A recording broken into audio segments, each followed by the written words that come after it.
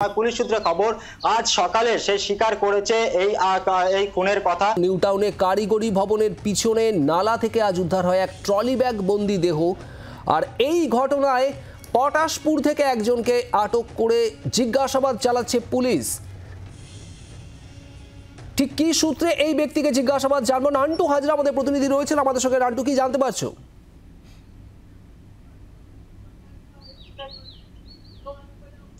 দেখো, তোমাকে জানিয়ে রাখি যে আজকে সকালবেলায় নিউ টাউনের যে ধর্মতলা পাচুরিয়া এলাকায় যে ট্রলি ব্যাগের মধ্যে মৃতদেহ উদ্ধার হয়েছিল সেই তদন্ত টেকনোসিটি থানার পুলিশ করছিল এবং যেটা আমরা পুলিশ সূত্রে জানতে পারছি ইতিমধ্যেই একজনকে আটক করা হয়েছে। তাকে পটাশপুর থেকে আটক করা হয়েছে এবং পুলিশ সূত্রে খবর যে গতকাল রাতে যখন পটাশপুরে নাকা চেকিং চলছিল সেই সময় একটি সেই অ্যাপ ক্যাবটিকে আটকায় পুলিশ এবং তখন যখন সেই গাড়িতে তল্লাশি চালানো হচ্ছিল তখন সেই গাড়িতে দেখা রক্তের দাগ দেখতে পায় এবং তখন সন্দেহ হয় পুলিশের এবং সেই সময় তাকে আটক করে থানায় নিয়ে যাওয়া হয়। তখন সেখানে দফায় দফায় যখন জিজ্ঞাসাবাদ করা হয় সেই সময় পুলিশ সূত্রে খবর আজ সকালে সে স্বীকার করেছে এই খুনের কথা এবং সে জানায় যে নিউ টাউন এলাকায় একটি মৃতদেহ সে ফেলে এসছে এবং সেই মৃতদেহ রক্ত গাড়িতে লেগেছিল। এরপরেই আমরা পুলিশ সূত্রে জানতে পারছি যে এই যে ধৃত সৌম্য জানা তাকে কিন্তু যখন জিজ্ঞাসাবাদ করার পরে পুলিশ নিউ টাউন থানায় খবর দেয়। নিউ টাউন থানার তরফ থেকে কিন্তু টেকনোসিটি থানায় খবর দেওয়া হয়। ইতিমধ্যেই পটাশপুরের উদ্দেশ্যে একটি টিম গেছে অভিযুক্ত সেই যে সৌম্য জানা যিনি এই খুনের কথা স্বীকার করেছেন তাকে নিয়ে আসার জন্য। তবে কি কারণে এই খুন এখনো পরিষ্কার নয়। পুলিশ সূত্রে যেটা খবর যে আর্থিক কোনো বিষয় থাকতে পারে এই খুনের পেছনে এবং সেই কারণেই তাকে খুন করা হয়েছে এমনটাই পুলিশ সূত্রে খবর। তবে তাকে থানায় নিয়ে এসে জিজ্ঞাসাবাদ করার পরেই এই খুনের কি রহস্য রয়েছে, কেন তাকে খুন করা হলো সেই বিষয়ে তারা জানতে পারবে। তোমাকে জানিয়ে রাখি পুলিশ সূত্রে আমরা যেটা আরো খবর পাচ্ছি যে গতকাল যখন অ্যাপ ক্যাবটি বুক করা হয় তখন ড্রাইভারকে বলা হয় তার দিদির বাড়িতে যাবে নিউ টাউনে। যে খবর আমরা পাচ্ছি বাড়ি বিক্রি এবং প্রিন্টিং প্রেস ব্যবসার টাকা, সেই টাকা আত্মসাৎ করতে খুন এমন একটা তথ্য উঠে আসছে এবং উঠে আসছে এক বেলঘড়িয়ার সূত্র। ঠিক কি সেই সূত্র? বরুণ সেনগুপ্ত আমাদের অপর প্রতিনিধিও রয়েছেন আমাদের সঙ্গে। বরুণ, কি জানা যাচ্ছে এখনো পর্যন্ত? দেখো, এখনো পর্যন্ত যেটুকু জানা যাচ্ছে শোনা যাচ্ছে না স্পষ্ট। বরুণ, একটু স্থান পরিবর্তন করে যদি কথা বলো।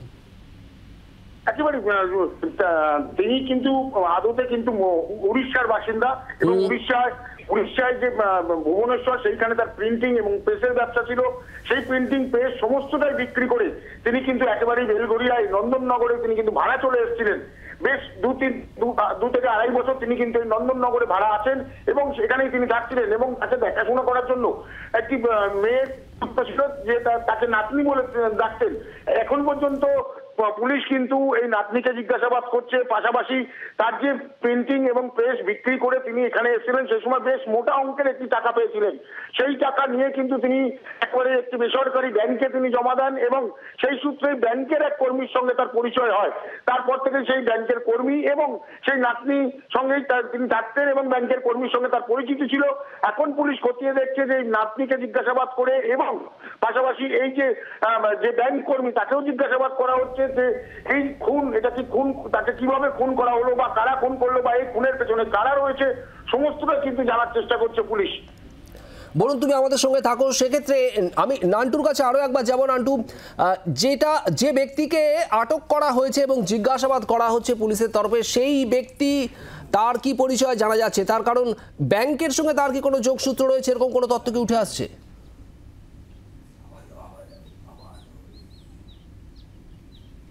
দেখো, একেবারেই আমরা পুলিশ সূত্রে যেটা জানতে পারছি যে বরুণ যেটা বলছিল যে এক ব্যাংক কর্মীর সাথে তার পরিচয় ছিল এবং তোমাকে জানিয়ে রাখি সেই ব্যাংক কর্মী হলো এই সৌম্য জানা এবং এই সৌম্য জানা আমরা যেটা জানতে পারছি যে ব্যাংকে এই মোটা অঙ্কের টাকা রাখা ছিল সেই ব্যাংকের কিন্তু রিলেশন অফিসার হিসেবে কাজ করতো এই সৌম্য জানা এবং সেখানে দাঁড়িয়ে সেই টাকা আত্মসাৎ করার জন্যই কি এই খুন সেটা কিন্তু এখনো পর্যন্ত পরিষ্কার নয়। তবে পুলিশ মনে করছে মোটা অঙ্কের টাকা হাতানোর জন্যই কিন্তু তাকে খুন করা হয়েছে এমনটাই তাদের প্রাথমিক অনুমান এবং সেই কারণে তাকে আজকে এই পটাশপুর থেকে পুলিশ তাকে নিয়ে আসে, থানায় নিয়ে আসা হবে এবং থানায় দীর্ঘ জিজ্ঞাসাবাদ করা হবে তাকে এবং জিজ্ঞাসাবাদ করার পরেই কিন্তু আসল খুনের কারণ কি সেটা কিন্তু জানতে পারবে পুলিশ।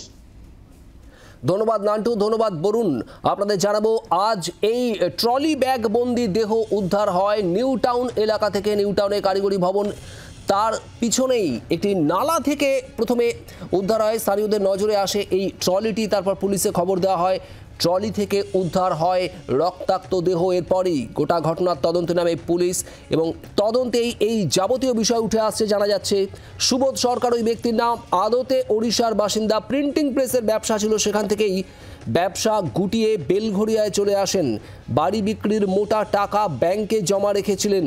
যাকে আটক করে জিজ্ঞাসাবাদ করা হচ্ছে, পটাশপুর থেকে আটক করা হয়েছে সৌম্য জানা, তিনি ওই ব্যাংকেরই রিলেশনশিপ অফিসার বলে জানা যাচ্ছে তদন্তের সূত্রে। বাংলার আওয়াজ, বাঙালির আবেগ, জি 24 ঘন্টা।